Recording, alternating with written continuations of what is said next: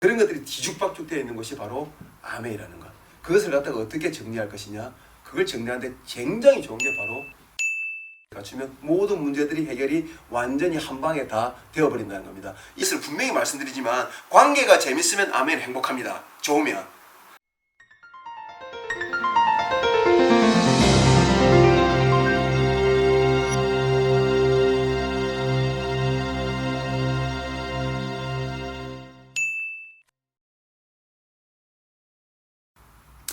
네, 안녕하십니까. 채널 안다 모른다 액세스 킴입니다. 제 목소리 좀 살짝 기가 죽었죠. 지금 이게 무려 4번째 촬영입니다. 어쩌면 좋습니까? 아유, 누굴 원망하겠습니까? 저를 원망해야지. 세상에 녹화 버튼도 안 누르고, 또 좀 있다가는 배터리가 다 떨어지고, 또 조금 있다가 보니까 5%밖에 안 남은 배터리를 갖다 끼워 넣어놓고, 지금 4번째입니다. 하지만 힘내겠습니다. 왜냐하면 아멘은 반복하는 사업이잖아요. 반복이야말로 이 비즈니스의 핵심이지 않겠습니까? 저는 성공한 사람이니까 제 성공의 방식은 반복이었으니까 한 번 더 반복해 보도록 하겠습니다. 마치 처음 하는 것처럼 엄청나게 열정적으로 한번 해보도록 하겠습니다. 오늘 약간 강의 버전으로 준비를 했습니다. 지난번에 제가 올려드렸던 Attitude의 Everything, 요거 제목을 조금 바꿔야 될 것 같아요. 제가 그 안에 왜 입이 보살이란 말 있지 않습니까? 거기도 내용에도 적어놨지만 제목이 너무 형식적이다. 이게 좀 어그로를 끌어야 되는데, 그런데 좀 많이 보셔야 됩니다. 왜냐면 제가 좀 이따 말씀드릴게요. 저 나름 트리플입니다. 그죠? 나름 이 비즈니스에서 괜찮게 되었습니다. 나름 알고 있는 게 있습니다. 근데 분명히 말씀드리지만 Attitude Everything, 이건 단순히 형식적인 제목 아닙니다. 어떤 분에게는 꿈은 이루어진다처럼 굉장히 형식적으로 들릴지 모르겠지만 핵심이 바로 이 안에 있다는 거, 저 정확하게 진짜 말씀드리고 싶습니다. 너무너무 중요한 사실입니다. 제가 이걸 갖다 한 번 더 강조드린다면 약간 이렇게 말씀드리면 될 것 같아요. 여기 사거리가 있지 않습니까? 뭐 이왕 가게를 한다면 어디에 하겠습니까? 목 좋은 이런 모서리 하고 싶지 않습니까? 이 뒤로 저 들어가고 이 뒷골목 안에다 하고 싶습니까? 그렇지 않습니까? 왜 근데 이 좋은 목에다 하려고 하죠? 당연히 여기에 같은 행동을 하거든요. 아침부터 저녁까지 같이 일하고 음식 맛도 비슷하고 똑같이 하거든요. 그런데도 불구하고 단순히 장소 때문에 어떤 결과가 다르게 나오지 않습니까? 그게 바로 자세입니다. 나는 똑같은 행동을 해도 효율을 굉장히 바꿔놓는 거. 그래서 여기서 많은 돈을 지불하고 가는 겁니다. 그런데 우리는 자세라는 거 얼마나 좋습니까? 더 많은 돈을 지불하지 않아도 되지 않습니까? 그냥 내가 조금만 바뀌면 엄청난 효율이 나올 수 있는 것, 사업적 효율이 나올 수 있는 것, 그게 바로 자세거든요. 그래서 제가 너무너무 강조할 수밖에 없습니다. 제가 자세를 갖다가 자세에 대한 강의를 언제 처음 하게 되었냐면 다이아몬드가 막 되었을 때요. 그때 저희 그룹에서 플래티늄 이상 리더님들을 모아놓고 그 무빙업 세미나를 했거든요. 근데 여러분들 그 무빙업 세미나 플래티늄 이상을 모아놓고 하는 데서 자세 강의하는 게 쉽겠습니까? 어렵겠습니까? 자세 강의 다 좀 안 하고 싶어요. 왜냐면 이게 좀 뻔뻔해야 되거든요. 왜냐면 강의를 하고 있는 그 사람마저도 완벽한 자세를 갖추고 있지 않기 때문에. 그래서 잘못하면 니나 잘해 라는 이야기 듣기 딱 좋은 강의가 바로 자세 강의입니다. 그래서 다들 회피하셔가지고 했는데 제가 짬밥상 다이아몬드 그룹부터 좀 막내다 보니까 제가 하게 된 겁니다. 그래가지고 저도 너무 부담스럽잖아요. 그래서 많은 분들한테 다이아몬드 리더를 찾아다니면서 리더님, 제가 이번에 자세 강의를 하게 됐는데 평소에 좀 하고 싶었던 이야기 없으십니까? 뭘 좀 해드리면 도움이 될까요? 이런 식으로 굉장히 많은 분한테 모니터링을 했고 그걸 데이터를 만들어 가지고 제가 강의를 했던 기억이 있습니다. 그때 모니터링 하면서 제가 배운 게 너무너무 많았거든요. 물론 저는 제가 자세가 나름 괜찮았기 때문에 여기까지 왔다라고 다음에 제 히스토리 한번 말씀을 드릴게요. 생각합니다만 그걸 하게 되면서부터 조금 더 이 자세의 중요성을 좀 알게 되지 않았나라고 생각합니다. 오늘의 제목은 뭐냐면 제가 조금 이 강의하는 경향이 보면 썰을 좀 많이 풀잖아요. 그리고 옆으로 좀 많이 빠지지 않습니까? 그런 데는 좀 이유가 있습니다. 제가 독서와 그거에 대해서 나왔지만 저는 소설 매니아입니다. 저는 이야기가 있는 스토리나 이야기랑 같은 건데 이야기가 있는 스토리가 아주 오랫동안 각인된다고 저는 생각하는 사람입니다. 그리고 제가 유튜브를 하는 이유에 대해서 그 부분에도 잠깐 올려놓은 그 내용 중에 이런 게 있지 않습니까? 예를 들면 저희 그룹에서 하고 있는 건 10가지 원칙, 10코어라는 게 있습니다. 근데 그룹마다 다 있을 거예요. 그 10코어를 하는데 그 10코어를 갖다 1시간 반 만에 강의를 하는 거예요. 1시간 반 만에 강의가 될까요? 하나의 주제를 1시간 반 해도 시원찮을 판인데 라고 저는 생각합니다. 그래서 약간은 그 형식상 어쩔 수가 없기 때문에 유튜브를 하는 면도 있습니다. 뭐냐면 조금 더 디테일한 것을 시간을 가지고 시간이 쌓이게 되면 계속 쌓아 나가다 보면 내공이 단순히 넓어지는 게 아니라 내공이 굉장히 깊어질 거라고 저는 생각하고 그 내공이 우리 비즈니스에서는 굉장히 어떤 승부의 관건이라고 생각하기 때문입니다. 그래서 오늘은 자세 강의 저 진짜 할 거 많거든요. 해드리고 싶은 말씀 정말 많은데 그 중에서 제목을 붙이자면 아메이와 예절입니다. 이 제목 또한 너무나 형식적으로 들리시죠. 하지만 꼭 들으셔야 됩니다. 이런데 원래 본질이 있는 겁니다. 굳이 제목을 다시 바꾸자면 이런 거죠. 아메하는 사람들은 예절이 있어야 된다. 여기서 말하는 예절은 뭐냐면 바로 우리 그냥 고리타분한 예절 있지 않습니까? 공자맹자하는 그 예절, 유교적 예절, 그걸 말하는 게 제가 말씀드리고 싶은 것의 한 9할 이상이 그게 맞습니다. 그래서 그냥 유교적 예절을 뜻한다라고 생각해도 오늘의 주제는 맞습니다. 그래서 굳이 제목을 다시 바꾸자면 유교와 아메입니다. 유교와 아메가 무슨 상관이 있는지 지금부터 한번 말씀을 드려보도록 하겠습니다.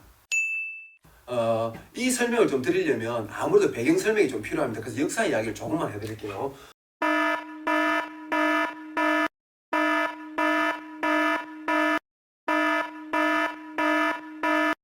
자, 지구가 이렇게 생겼었잖아요. 그냥 대충 그럴게요. 자, 이 딱 한 덩어리가 있는 게 역사였습니다. 이 옆에 발견된 지구의 약 3분의 이 대륙의 한 3분의 2 정도 사이즈가 되는 저 아메리카 대륙은 콜럼버스라는 거의 미친 사람, 그 사람이 나오기 전까지는 발견되지 않았었죠. 물론 아메리카 사람들은 발견이라는 것을 갖다가 좀 억울해할 수 있습니다. 그쪽에 사는 원주민들은 원래 우리가 살고 있었는데 왜 발견이라고 하느냐. 근데 사실은 이런 면이 있습니다. 뭐냐면 발견이라는 용어를 약간 써도 되는 게 뭐냐면, 된다는 말은 좀 그런가? 어쨌든 쓸 수도 있는 게 뭐냐면 이쪽에 문명 안의 격차가 무려 4,000년 일어났다는 겁니다. 스페인 사람들이 그 발달되고 합금 엄청나게 얇은 그 쇠로 그 단단한 면서도 가벼운 갑옷을 만들던 그 기술이 여기 갔을 때 여기는 아직 철기 시대가 안 된 거예요. 어떻게 보면 무기만으로 보면 철제 무기조차 없었으니까 완전한 살육전이 벌어질 수밖에 없었지 않습니까? 콜럼버스가 왜 그 갔는 줄 아세요? 제가 콜럼버스에 대한 공부를 조금 했는데 잠깐 재밌는 이야기로 썰 좀 풀자면 콜럼버스는 천국에 가기 위해서 그게 했다고 보시면 됩니다. 엄청난 신앙을 가진 사람이었고 이 사람은 천국에 가고 싶은 열망이 어마어마하게 강했던 사람이에요.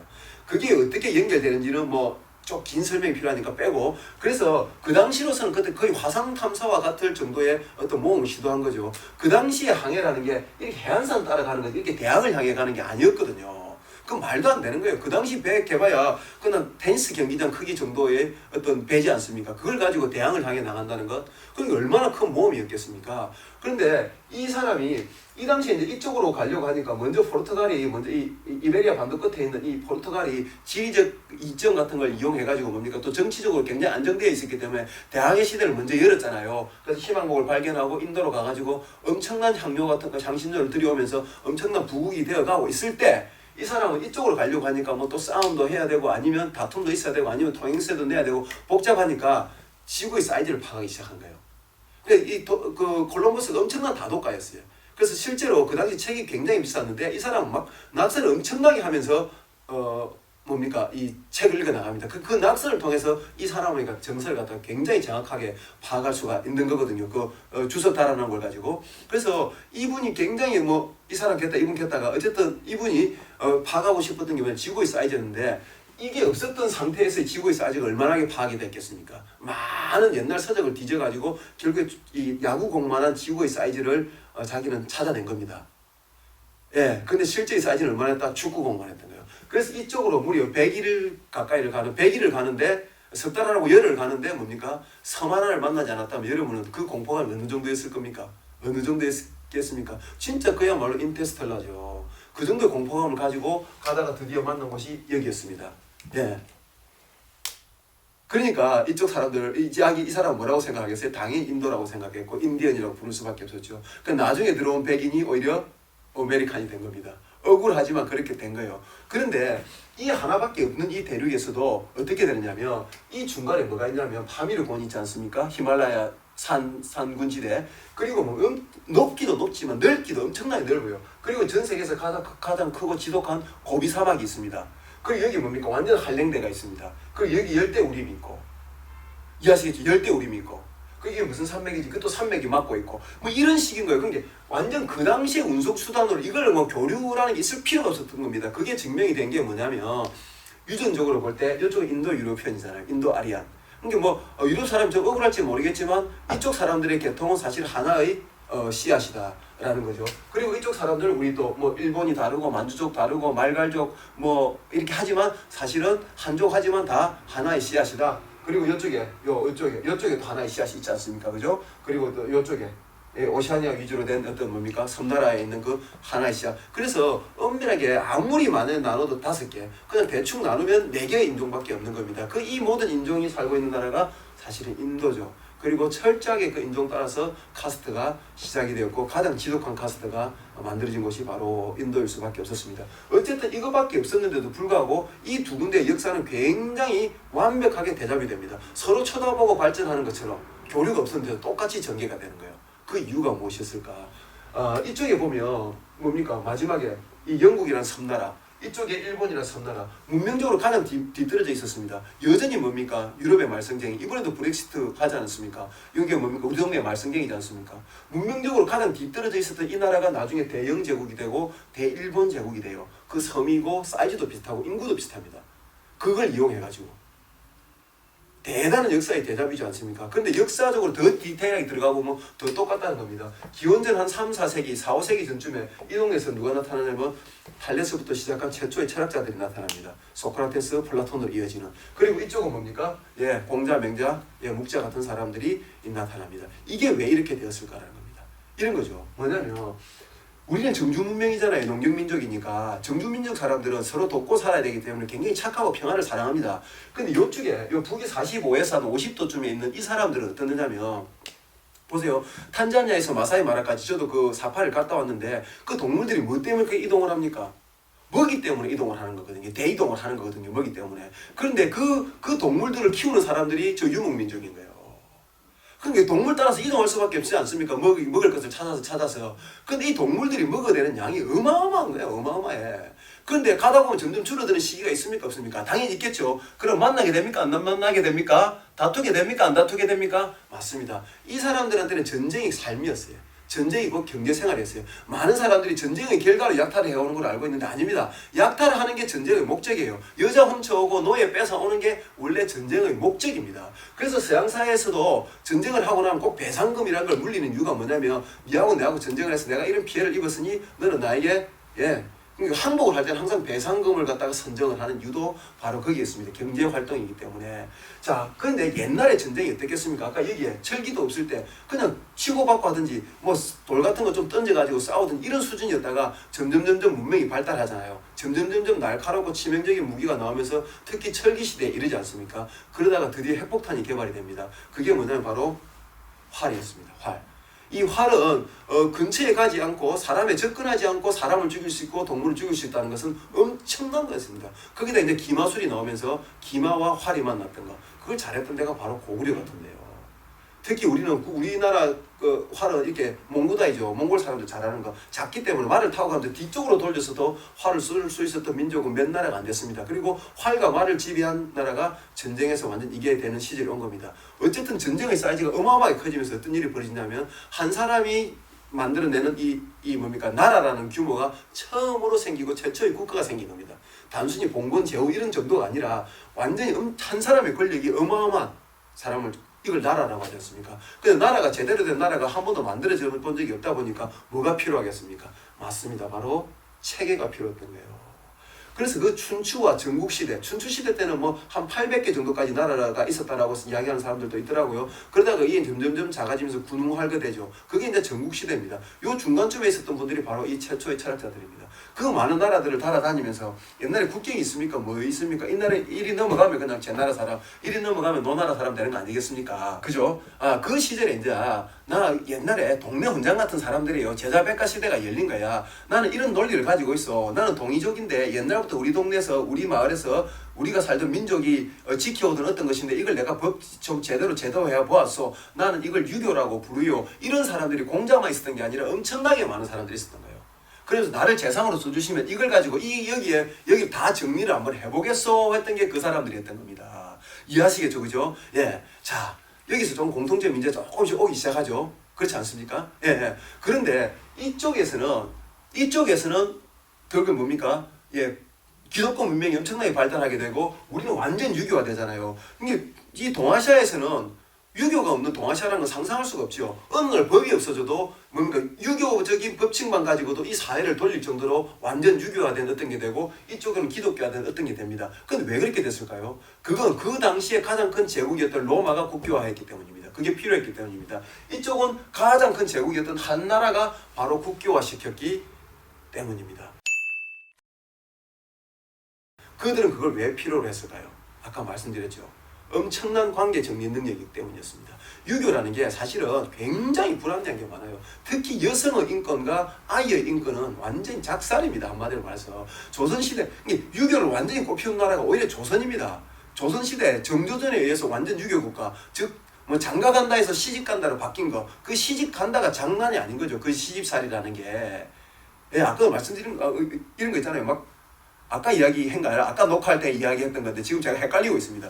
뭔지 아시겠죠? 막 찬물에 빨래하고 걸레질하고 막 겸상도 못하고 시어머니한테 구박은 구박대로 당하는 그 고통스러운 여인의 삶이 바로 유교 속에서 이루어졌다는 겁니다. 물론 전 세계 어디나 계급이 있고 그 계급 중에서 가장 치열하고 가장 극단적인 계급은 남녀라는 겁니다. 남녀. 어디나 그랬지만 그걸 완전히 제도화시킨 것은 진짜 아마 유교가 처음이 아닐까. 그리고 우리가 말하는 어린이라는 게 참 어린이라는 게 애기라는 뜻이 아니라 어리석다는 뜻입니다. 백성이 어린다음에 뭐 훈민정음을 새로 만든다 이런 내용이 있지 않습니까? 그게 어리석다는 겁니다. 즉 어리석기 때문에 항상 계몽해야 되고 덜 인격적이고 아직까지 완성되지 않은 인격체를 보았기 때문에 아이에 대한 인권도 무지막지했단 말입니다. 오죽에 쓰면 소파 방정환 선생이 그 어린아이를 만들었겠습니까? 그분이 저 동학 출신이거든요. 이해하시겠죠, 그죠? 어쨌든 그런 겁니다. 그런 비판을 언제부터 받았느냐면 유교가 자기가 공자가 활동하던 그 당시부터 받았다는 거 아니겠습니까? 그 당시부터 받았다는 거 아니겠어요? 묵자 같은 사람들이 완전히 지금 하고 있는 제가 하고 있는 이 비판, 그 다음에 너무 형식적이다 뭐 이런 것까지 비판을 엄청나게 해놓거든요. 3년상이 어떻느니 할 일도 못하면서 아버지로만 태어나면 아버지의 위치가 생기고 이런 비판까지 다 받거든요. 그럼에도 불구하고 이들은 왜 이걸 가지고 왔을까란 말입니다. 플라톤이 철학자라기보다는 그 당시는 개인을 위한 철학이 아니라 정치 철학이었습니다. 제왕학이었다고. 이것도 똑같았어요. 굳건한 나라의 어떤 그 기반을 다지기 위한 학문이었던 거거든요. 그런데 유교가 뭐냐면 바닥에서부터 군시까지 가정에서부터 남녀까지 모든 계급을 완성시켰거든요. 남녀 아시죠? 남녀 7세 부동서 또 뭡니까? 장유유서 1촌, 2촌, 4촌, 3촌, 4촌, 6촌, 8촌 숙부, 당숙 모든 관계 그 다음 군신까지 춘과 효 중에서 유교가 중요하게 생각하는 게 뭐라고 생각하십니까? 여기가 이야기 안 나가겠습니다. 어쨌든 그렇게까지 완전 관계 정리하는데 완전 탁월함을 갖고 있는 겁니다. 아까 말씀드렸던 것처럼 우리가 지금 서구가 된 지가 언제입니까? 서구가 된 지가 벌써 200년, 100년 이상이 됐지 않습니까? 띵스게뱅데이까지 다 합니다. 할로윈 파티는 옛날부터 했고 크리스마스는 아예 우리의 명절이 되어버렸고 그럼에도 불구하고 우리가 미국에 가면 뭐다? 동양인이라는 겁니다. 왜 그 미국이란 빈 땅에 다 들어갔는데 유대인들 말고 와스프들 앵글로 섹슨들이야 그렇다 치지만 우리 같은 사람들은 왜 그 가서 따로 뭡니까? 무슨 차이나타운, 코리아타운 이런 데 살아야 됩니까? 완전한 그 사회의 편입은 굉장히 어려운 거예요. 이게 어떤 일로 나타나느냐면 도울 선생께서 미국에 가신 거예요. 미국에 하버드에 가는데 자기 형이 불러서 가기 전에 이야기 조언을 해주더랍니다. 니는 미국에 가가들라 미국 사람들 총대 내지 말고 철저하게 동양인으로 살아라 라는 이야기를 하는데 그게 뭔가 와닿더래요. 그래서 자기는 가서 보니까 아니나 그 당시에는 미국이 히피 문화 때문에 더 그랬던 것 같아요. 막 교수님하고 맞담배를 피지 않나. 우리 동양적인 시선으로 보면 뭡니까? 완전히 쌍놈들이잖아요. 같이 술 마시고 다리를 쭉 뻗고 강의를 듣고 이러는 거예요. 그런데 그 전체에서 본인이 박사학위를 제일 먼저 받았다는 거 아니겠습니까? 왜요? 그분께서 평가하시기를 그게 유교다라고 표현을 하시더라고요. 왜냐면 유교는 물론 불합리한 것도 있지만 사실은 굉장히 경쟁력 있는 방식이다. 유교적으로 살면 어디 가든 인정을 받는다. 내가 공부를 잘해서 성적이 우수해서 가장 먼저 박사학위를 받은 게 아니라 바로 그 유교적 자세 때문이었다라는 이야기를 하는데 저게 팍 와닿더라고요. 왜냐하면 보십시오.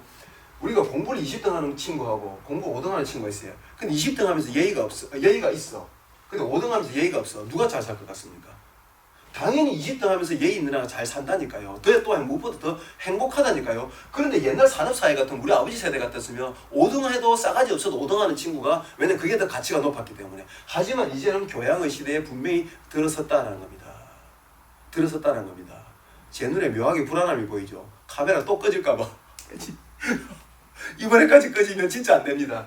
이해하시겠죠? 바로 이런 겁니다. 그냥 단적으로 엘리베이터에서 만나면 인사 잘하는 꼬마가 좋아해? 아니 인사 못하는 꼬마가 좋습니까? 아니면 또 내가 우리 집에 손님이 왔는데 제가 어느 집에 갔는데 내가 온 게 좀 암에 설명하러 오니까 좀 못마땅한 거야. 그래서 얼굴에 온 상을 다 드러내고 이래 앉아있는 사람이 낫습니까? 그래도 못마땅하지만 내 집에 온 손님이니까 밑받침 있는 찻잔에다가 커피라도 한 잔 내오는 사람이 낫습니까? 여름에 내 집에 들어오는데 뻔히 땀 흘린 거 아는데 맨바닥으로 철퍽철퍽 들어온 사람이 낫습니까? 핸드백에서 요만한 덮버선이라도 하나 꺼내가 발에 걸치고 들어온 사람이 낫습니까? 이렇게 손에 떡이라도 하나 구워오는 사람이 낫습니까? 그냥 오는 사람이 낫습니까?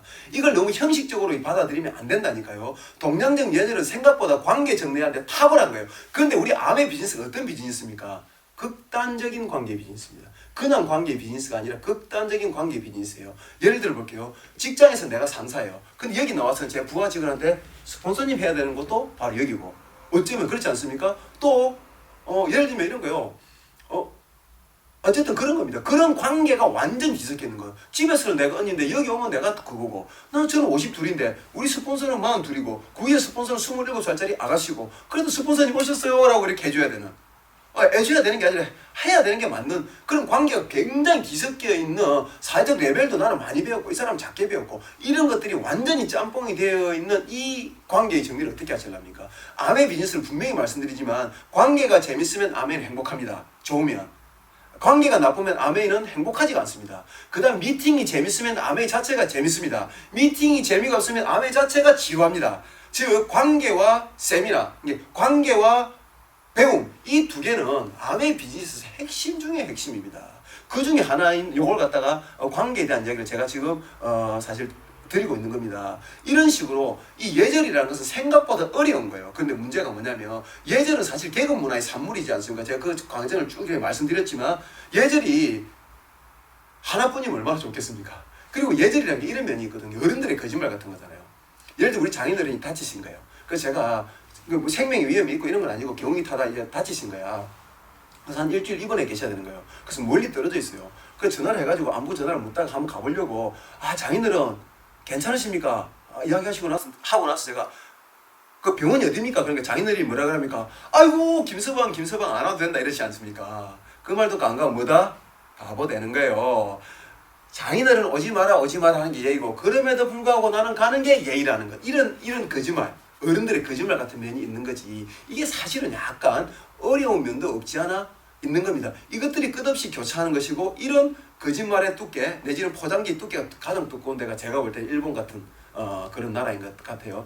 한국 사람들 일본 가면 굉장히 예의 범절의 문제가 좀 되기도 하잖아요. 우리는 셰익스피어 같은 사람들이고 그 사람들은 체오프 같은 침착하고 약간 그런 사무라이 문화로부터 약간 눈치 보는 문화까지 갖고 있는 사람들이니까 아무래도 이제 저에게 5분 이상의 시간이 주어지지 않을 것 같아요. 그래서 이제 슬슬 마무리를 짓도록 해야 될 것 같습니다. 사실 요거 다음 편에 조금 더 이어가야 될 것 같습니다. 유교의 부분이 아니라 이제 계속 이제 제목을 바꿔가면서 가겠지만 유교 부분은 요 정도에서 적절하게 끝을 내야 될 것 같아요.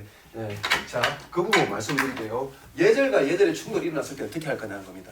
저는 52인데 회사 갔는데 회사에 일하고 있는데 새로 부장님이 오셨는데 저는 차장인데 부장은 만약에 40이면 김 부장 해야 됩니까? 김 부장님 해야 됩니까? 판단하십시오. 그런 것들이 뒤죽박죽 되어 있는 것이 바로 아메이라는 것. 그것을 갖다가 어떻게 정리할 것이냐.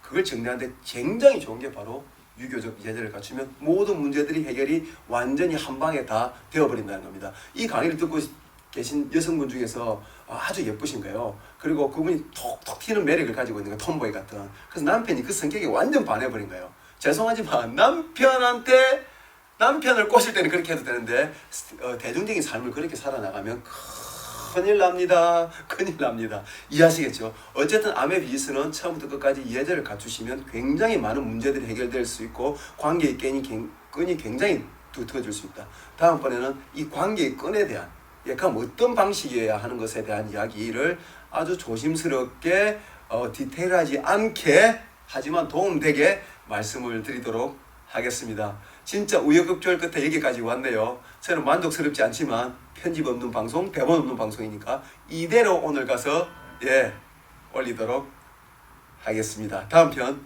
기대해 주십시오. 다음 편에는 인터뷰 영상 나갑니다. 감사합니다. 안녕, 사랑합니다.